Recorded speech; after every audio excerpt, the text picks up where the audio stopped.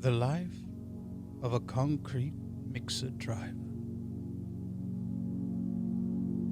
In the late hours while the kids are sleeping and an anxious wife laying alone in her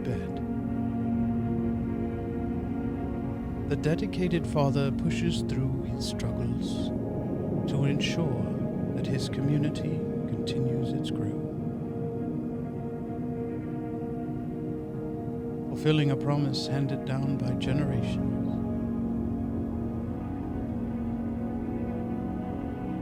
To build a future for his children and others to thrive.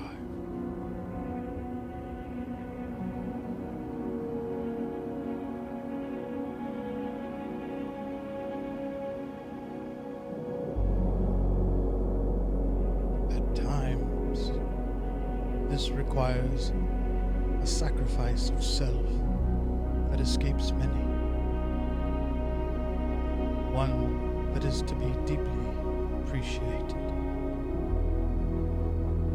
a sacrifice of health, one of relationships, one of precious time that they will never get back.